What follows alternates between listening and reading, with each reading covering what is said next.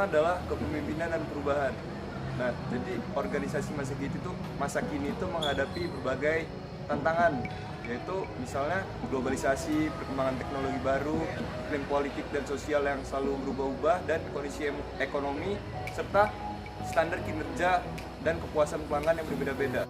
Dari kepemimpinan yang juga berbeda-beda, misalnya pemimpin bisa melakukan pelatihan, pembimbingan, pemberdayaan atau seperti seminar tersebut kepada bawahan mereka agar mengubah sikap dan perilaku bawahan mereka sesuai dengan perubahan yang telah disebutkan di awal tadi.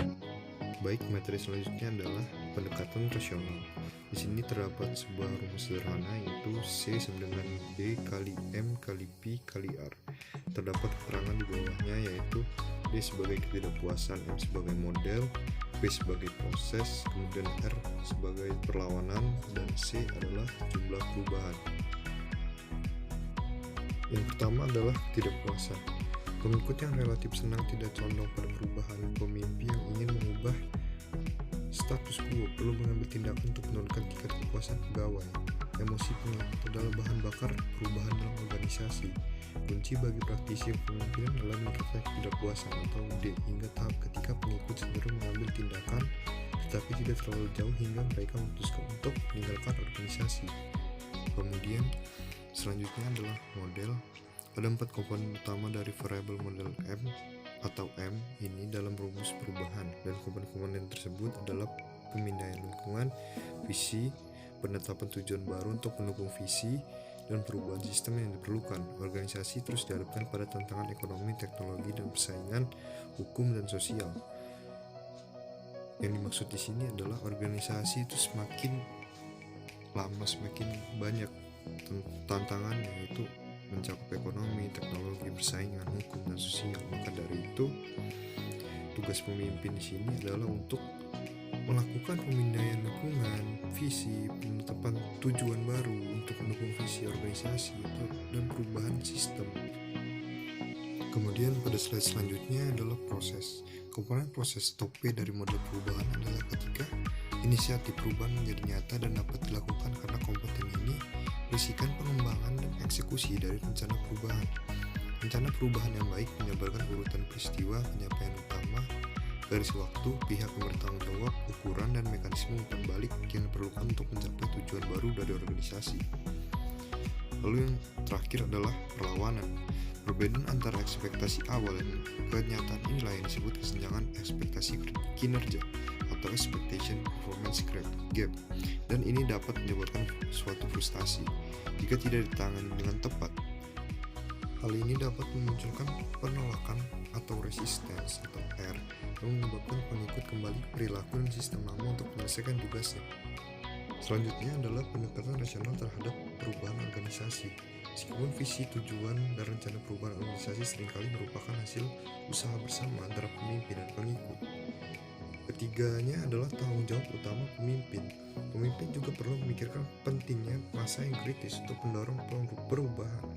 Mereka dapat menjadi lebih berhasil dengan memfokuskan usaha perubahan pertama-tama pada mengadopsi awal, dan mereka yang belum memutuskan dibandingkan pada pengikut yang bersikukuh mempertahankan status quo. Begitu masa kritis telah tercipta, para pengadopsi ini dapat melancarkan tekanan sebaya kepada pengikut yang enggan berubah. Pendekatan ini juga menyatakan pemimpin membutuhkan keahlian kepemimpinan serta manajemen yang baik.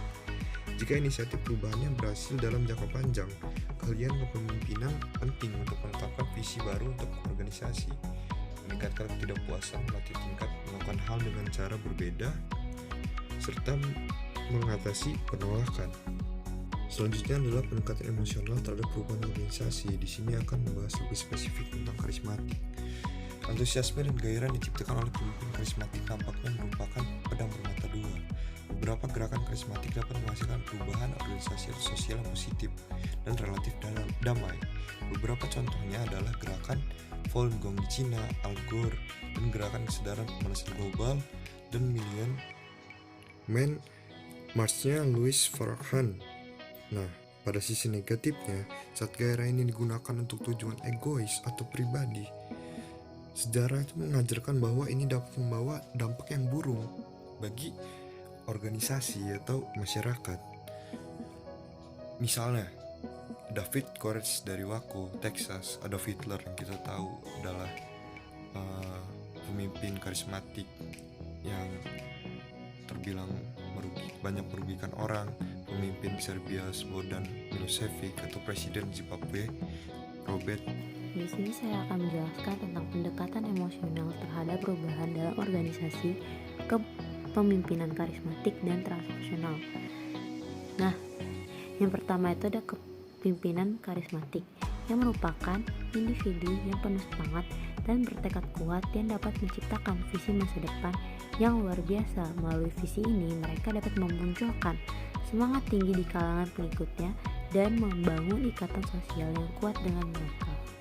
Menurut Weber, para pemimpin karismatik datang dari pinggiran masyarakat dan muncul sebagai pemimpin saat terjadinya krisis sosial besar. Nah, para pemimpin ini mengajak masyarakat untuk fokus pada masalah yang dihadapinya serta pada solusi revolusioner yang ditawarkan oleh sang pemimpin. Nah, pemimpin karismatik ini harus memproyeksikan suatu citra keberhasilan agar pengikutnya meyakini bahwa mereka memiliki kualitas yang luar biasa. Nah, kegagalan apapun yang dilakukan oleh para pemimpin ini akan menyebabkan pengikutnya mempertanyakan kualitas yang dimiliki oleh pemimpin tersebut dan pada gilirannya akan mengikis otoritas pada pemimpin tersebut. Yang kedua, ada kepemimpinan transformasional. Kepemimpinan transformasional merupakan gaya kepemimpinan yang mengutamakan pemenuhan terhadap tingkat dari hierarki Maslow, yakni kebutuhan akan harga diri dan aktualisasi diri. Kepemimpinan transformasional ini yang sungguh-sungguh diartikan sebagai kepemimpinan yang sejati karena kepemimpinan ini sungguh bekerja menuju sasaran pada tindakan yang mengarahkan organisasi kepada suatu tujuan yang tidak pernah diraih sebelumnya. Semua pemimpin transformasional adalah karismatik, tetapi tidak semua pemimpin karismatik adalah transformasional. Pemimpin transformasional bersifat karismatik karena mereka dapat mengartikulasikan visi masa depan yang menarik dan membentuk ikatan emosional yang kuat dengan pengikut. Namun, visi misi ini selaras dengan nilai pengikut dan membantu mereka memenuhi kebutuhan mereka. Pemimpin yang karismatik yang tidak transformasional dapat menciptakan visi dan membentuk hubungan sosial yang kuat dengan pengikut, tetapi mereka melakukannya untuk memenuhi kebutuhan mereka sendiri. Baik pemimpin karismatik maupun transformasional berusaha mewujudkan perubahan organisasi dan sosial. Bruns menyatakan bahwa kepemimpinan transformasional selalu melibatkan konflik dan perubahan, dan pemimpin transformasional harus bersedia menyambut konflik, memiliki musuh banyak berkorban, serta terbuka dan fokus pada usaha untuk mencapai tujuan mereka. Apa sajakah sifat umum kepemimpinan karismatik dan transformasional? Nah, tinjauan mengenai faktor umum kepemimpinan, pengikut, dan situasional dari Bruns dan ketiga teori yang lebih baru tersebut dapat ditemukan pada kolom di samping. Sama seperti perdebatan pada masa lalu terkait kepemimpinan karismatik, peneliti modern berbeda pendapat mengenai apakah pemimpin karismatik adalah karena kualitas luar biasa sang pemimpin, hubungan khusus antar pemimpin dan pengikut, situasi, atau kombinasi dari faktor-faktor ini. Terlepas dari fokus kepemimpinan karismatik, penelitian menyediakan dukungan kuat terhadap gagasan bahwa pimpinan transformasional itu efektif dalam perubahan berskala besar di masyarakat atau organisasi. Pemimpin yang karismatik pasti mempunyai sebuah visi, keahlian retorika, dapat membangun kepercayaan dan citra, dan pasti memiliki kepemimpinan yang dipersonalisasi. Visi seorang pemimpin yang karismatik tidak terbatas pada gerakan sosial yang besar. Ia dapat membangun dan membuat sebuah visi bagi organisasi pada level manapun dan perusahaan pada tingkat apapun. Seorang pemimpin memiliki 4 sifat. Yang pertama, ia memiliki visi. Yang kedua, memiliki keahlian retorika. Yang ketiga, memiliki kepemimpinan yang dipersonalisasi. Yang keempat, membangun citra dan kepercayaan. Pemimpin yang karismatik dapat melihat adanya kesenjangan yang mendasar antara bagaimana keadaan kini dengan bagaimana keadaan yang dapat diwujudkan atau keadaan yang seharusnya. Visi pemimpin karismatik memiliki kemampuan dalam berbagai visi mereka. Pemimpin karismatik dan transformasional memiliki keahlian retorika yang hebat dan menggugah emosi pengikutnya dan menginspirasi mereka untuk mengadut sebuah visi. Kepemimpinan yang dipersonalisasi maksudnya adalah pemimpin yang menyesuaikan dengan pribadi pengikutnya. Hal ini dapat menimbulkan ikatan pribadi dengan para pengikutnya, bahkan saat ia menduduki peran formal dalam organisasi. Pemimpin transformasional dapat membangun kepercayaan pada pengikut mereka, serta ketercapaian tujuan mereka melalui citra yang menunjukkan kepercayaan diri, keyakinan moral yang kuat, pribadi yang baik, dan mau mengorbankan diri. Pemimpin yang karismatik dapat menggugah motivasi seorang pengikutnya untuk menaikkan dan menghasilkan sebuah kinerja yang baik untuk sebuah perusahaan atau organisasi tersebut. Sifat seorang pengikut dapat diidentifikasi dengan 4 cara. Yang pertama dengan pemimpin dan visinya, yang kedua dengan tingkat emosi yang tergugat, yang ketiga dengan ketersediaan untuk setia pada pemimpin, dan yang keempat perasaan terberdayakan. Identifikasi dengan pemimpin dan visinya.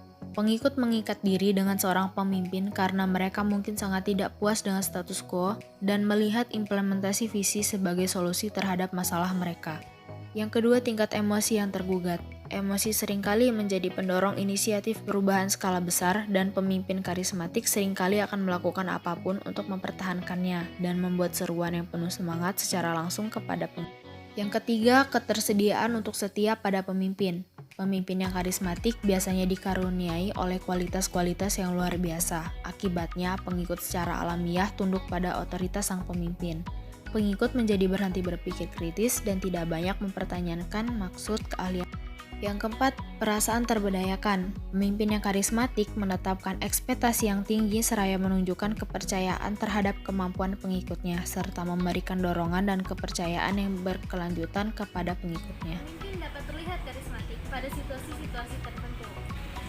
Karena situasi dapat memainkan peran penting bagi seorang pemimpin agar dapat terlihat karismatik. Berikut situasinya.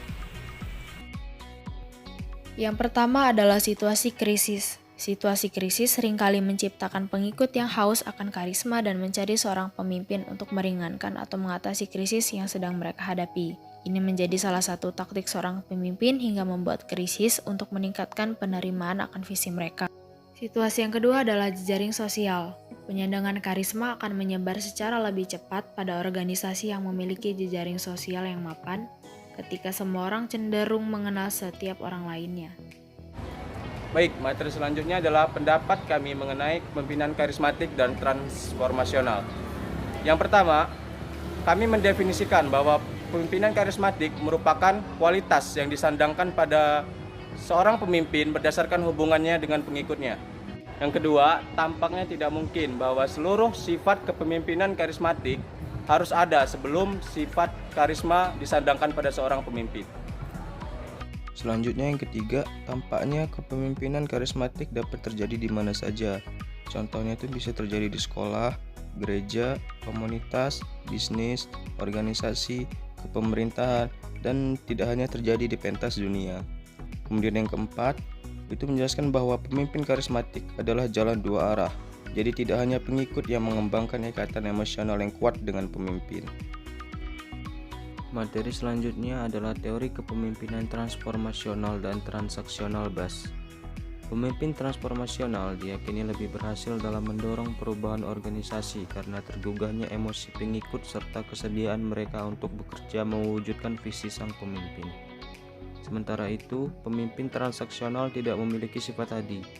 Pemimpin transaksional diyakini memotivasi pengikut dengan cara menetapkan tujuan dan menjanjikan imbalan bagi kinerja yang baik. BAS berhipotesis bahwa kepemimpinan transformasional dan transaksional terdiri dari dua dimensi kepemimpinan yang berdiri sendiri.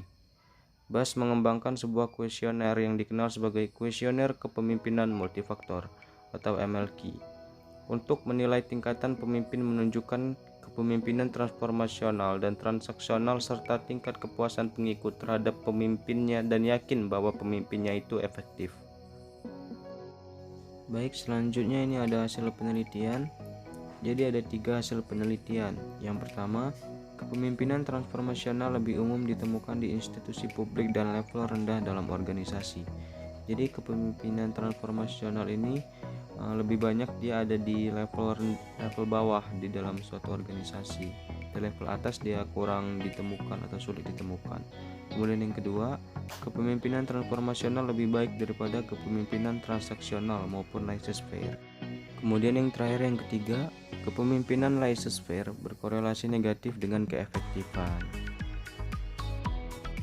Baik, kesimpulan yang dapat kami berikan adalah bahwa leadership atau kepemimpinan merupakan bagian dan inti dari manajemen perusahaan.